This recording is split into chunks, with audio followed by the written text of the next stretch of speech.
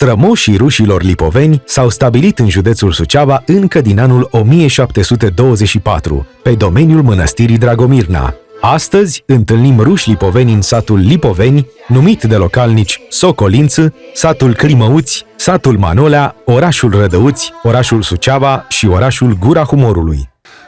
Rușii lipoveni s-au așezat pe aceste meleaguri în jurul anilor 1740 după. Deci, se ocupau în general cu agricultura. Pe lângă produsele care cultivau pentru hrana silnică a familiei, cultivau și multă câinipă, pentru ca să aibă un venit financiar, un aport adus pentru a îmbunătăți nivelul de trai a familiei. În satul Manolea predomina deci agricultura. Printre agricultori se mai găsea către un ferar sau un dogar, erau și câteva magazine mici. Restul se ocupau cu zootehnia și cu cultivarea pământului. Obiceiurile rușilor lipoveni sunt legate de viața religioasă. Calendarul după care își țin sărbătorile este decalat cu 13 zile față de cel al creștinilor ortodoxi de rit nou. La fel ca în secolul al XVII-lea, ei se ghidează în viața religioasă după calendarul iulian. Un rol hotărâtor în păstrarea identității proprii a rușilor lipoveni l-a avut biserica. Slujbele religioase se țin și astăzi în limba slavonă, iar scrierea se face cu caractere slavone. Participarea la slujbele religioase constituie o lege nescrisă a lipovenilor. La acest moment, întâlnim în județ mai multe locașuri ortodoxe de rit vechi, în Climăuți, în Lipoveni, în Manolea, în municipiul Suceava, în Rădăuți și în orașul Gura Humorului. Ca orice popor, și rușii lipoveni din satul Climăuți apreciază și țin foarte mult la tradiții și obiceiuri. Tradițiile, de exemplu, de Paști sunt foarte importante pentru orice locuitor din Climăuți. Postul începe din prima săptămână de post, care este foarte importantă pentru locuitorii Climăuțului. Este o săptămână foarte grea, deoarece la sfârșitul săptămânii se vor împărtăși creștinii. Crăciunul începe, deci, înainte cu o zi, când este zi de post și când orice lipovean trebuie să aibă pe masă 7 feluri de mâncare. La noi se merge cu olindă pe 7 ianuarie, deoarece deci este decalată sărbătoarea Crăciunului, pe 7 și 8. Costumul bărbătesc lipovenesc tradițional era compus din cizme sau pantofi, pantaloni largi și rubasca, cămașă fără guler purtată peste pantalon și legată la mijloc cu un brâu de lână colorată, cu ciucuri la capete, numit pois. Piesa de bază a costumului femeiesc este reprezentată de fustă, numită iubca sau sarafan, care este largă și lungă până la glezne. Ca și la bărbați, mijlocul este încins cu un brâu. Capul femeilor este acoperit obligatoriu cu batic, iar fetele nemăritate își împletesc părul într-o singură coadă în care își prind o panglică colorată.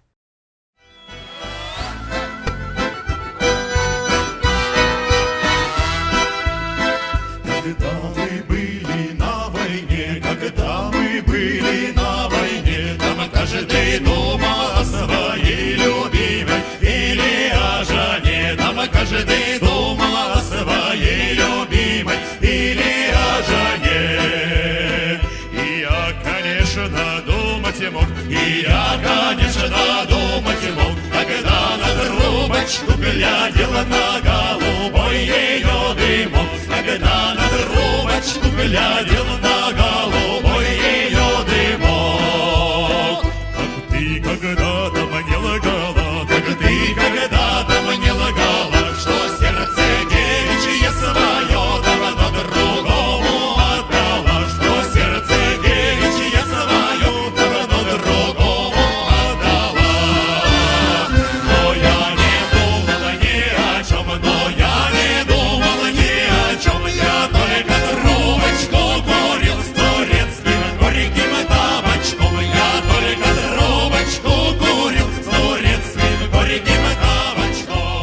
Obiceiurile erau foarte frumoase între vârstnicii bătrânii noștri.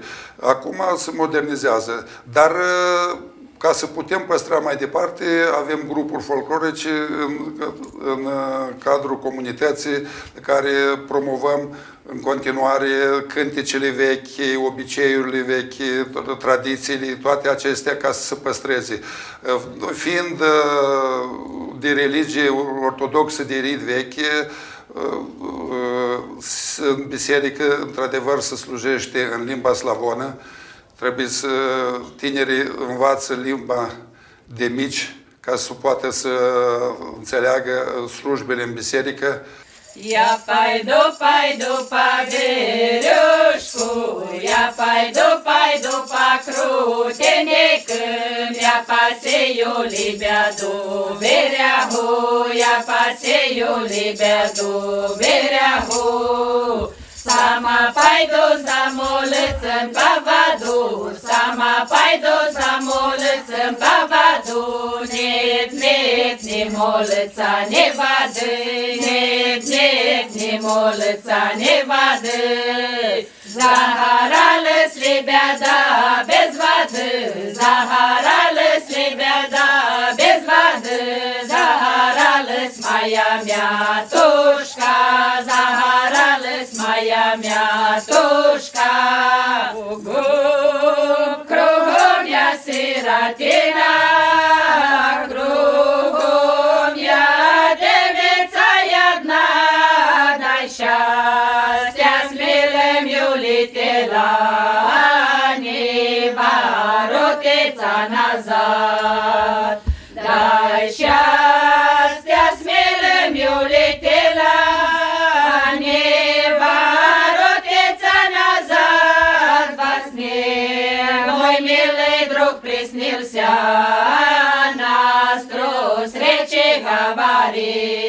Cadrul Centrului Cultural al Rușilor Lipoveni din Climăuți își desfășoară activitatea două asociații. Asociația Rușilor Lipoveni din Climăuți, respectiv Asociația Tinerilor Ruși Lipoveni din Climăuți. Ambele asociații au ca scop asumat promovarea limbii, a culturii și a tradițiilor, precum și a valorilor general umane și a valorilor specifice comunității noastre. Aceste activități ne ajută să ținem aproape, să avem relații foarte strânse unii cu alții, să încercăm să valorificăm tot ce este vechi, să facem un fel de culegere de folclor.